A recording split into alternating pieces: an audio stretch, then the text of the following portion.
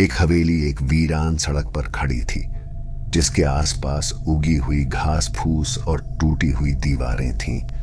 इसकी खिड़कियां बंद की गई थीं, इसके दरवाजे पर ताले लगे थे और इसकी छत ढह रही थी। जीवन का एकमात्र संकेत इसके ऊपरी कमरों में से एक निर्जीव प्रकाश का झलकना था, जहां पर्दों के पीछे एक साये जैसी आकृति कभी कभी दिखाई देती थी।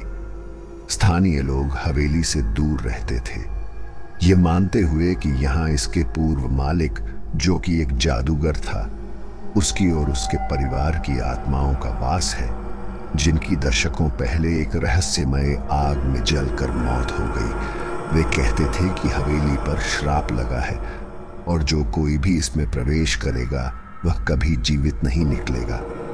वे रात को हवेली से आती अजीब अजीब आवाजें, अजीब सी ठंड और आत्माओं की कहानियां सुनाते थे। कुछ उत्सुक युवकों ने हवेली के राज जानने की कोशिश की थी, उम्मीद करते हुए कि वे इस हवेली के अंधेरे इतिहास को जानेंगे या अफवाहों को गलत साबित करेंगे, लेकिन उनमें से कोई भी वापस नहीं आया। हवेली एक रहस्य बनी रही, उन लोगों के लिए एक डर और आकर्षण का स्रोत जो इसे दूर से देखने की हिम्मत करते थे। अंशु, मीना, राहुल और आकाश बचपन से एक दूसरे को जानते थे।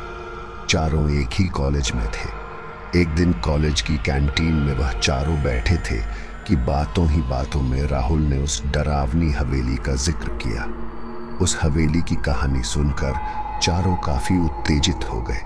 उन्होंने निश्चय किया कि वो उस हवेली में एक रात बिताकर देखेंगे कि आखिर ये हवेली सच में डरावनी है या नहीं, और यह जो कहानियां लोग सुनाते हैं, आखिर वह सच है या सिर्फ अफवाह। अगले संडे चारों दोस्त एक कार में निकल गए। जाते वक्त उनके साथ बहुत अजीब अजीब हादसे हो रहे थे। कभी उनकी कार बंद पड़ जाती तो कभी कहीं अटक जाती। ऐसा लग रहा था कि कोई चाहता था कि वो लोग उस हवेली तक ना पहुंचे। जैसे तैसे वह लोग उस गांव पहुंचे जहां वह हवेली थी। चौक पर जब वह लोग गांव वालों से उस हवेली के बारे में पूछ रहे थे तो सब उन्हें वहां जाने से मना कर रहे थे, लेकिन उन चारों को इन डरावनी बातों पे जरा भी विश्वास न था। वह लोग चौक पर अपने लिए थोड़ा खाने पीने का सामान लिए और वहां से हवेली के लिए निकल गए। हवेली पहुंचते पहुंचते रात के 10 बज गए। जब वो हवेली पर पहुंचे तो उन्हें वहां एक चेतावनी दिखी, जिस पे लिखा था कि हवेली में किसी का भी रहना मना है, लेकिन उन लोगों ने उसे नजरअंदाज कर दिया। जिज्ञासा और दहशत के मिश्रण से भरे दोस्तों ने हवेली के अंदर जाने का फैसला किया। आधी रात के अंधेरे में और हवेली के बीच में इकट्ठा हुए। हवेली काफी बड़ी थी और उसके चारों तरफ बहुत सारे कमरे थे, इसलिए उन्होंने फैसला किया कि वे सब अलग अलग हर कमरे में जाकर रिकॉर्डिंग करेंगे और सुबह होने से पहले हवेली के बीच मिलेंगे। चारों दोस्त 4 दिशाओं में चले गए। अंशु हवेली के पूर्व दिशा में गई थी। उसने एक एक कर हर कमरे का दरवाजा खोलने की कोशिश की, लेकिन सब में ताले लगे थे। आखिर में उसे एक कमरा दिखा जो कि खुला हुआ था। अंशु उस कमरे में गई और चारों तरफ देखा तो कुछ खास नहीं दिखा। अचानक उसे एक शीशा दिखा। वह जब शीशे के पास गई तो उसमें उसे अपनी परछाई दिखाई दे रही थी जो कि हिल रही थी। अंशु डर गई और जब उसने शीशे को हाथ लगाया तो उसमें वो समा गई। राहुल हवेली के दक्षिण दिशा में निकला था। उसे कमरे से हंसी की आवाज सुनाई दे रही थी। उस आवाज का पीछा करते करते राहुल उस कमरे तक पहुंच गया। जैसे ही कमरा खोला तो उसे एक चुड़ैल दिखी जो जोर जोर से हंस रही थी। चुड़ैल को देखते ही राहुल डर कर भागने लगा। भागते भागते उसका फ्लैशलाइट गिरा और वो एक अंधेरे कमरे में जा पहुंचा। उस कमरे में चारों तरफ दीवारें ही थी। वह उस कमरे से बाहर नहीं निकल पा रहा था। वह बहुत चिल्लाया, लेकिन उसकी आवाज कमरे से बाहर नहीं जा रही थी। ऐसा लग रहा था कि वह कैद हो चुका है। मीना हवेली के उत्तर दिशा में गई थी। उसे एक कमरे से कुर्सी के हिलने की आवाज आ रही थी। जब वो उस कमरे में पहुंची तो उसने देखा कि एक पुतला कुर्सी पर बैठा है और वह कुर्सी हिल रही है। उसे लगा शायद हवा से वह पुतला और कुर्सी हिल रही होगी, इसलिए उसने पास जाके देखा। वो जैसे ही उसके पास पहुंची कि अचानक पुतले की आंख खुली और वह खड़ा हो गया। वो पुतला जादूगर का था। ये सब देख मीना चीख पड़ी और वहां से भागने लगी कि तभी उस जादूगर ने चुटकी बजाई और मीना गायब हो गई। आकाश को मीना की चीख सुनाई दी।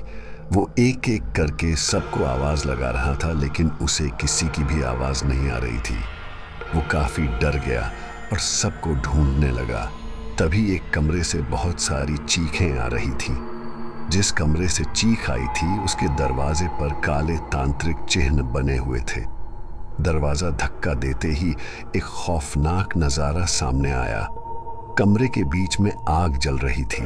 उसकी लौ लाल और नीली थी। आग के सामने जंजीरों में बंधे हुए अंशु, राहुल और मीना थे। उनकी आंखें डर से फटी हुई थी।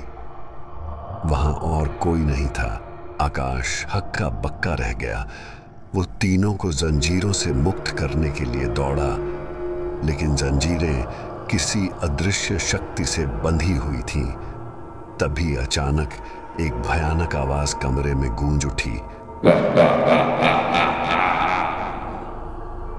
तुम सब अब मेरे बंदी हो। यहां से कोई बच के नहीं जा सकता। हवा भयंकर ठंडी हो गई और आग की लपटों के पीछे एक भयानक आकृति उभरी।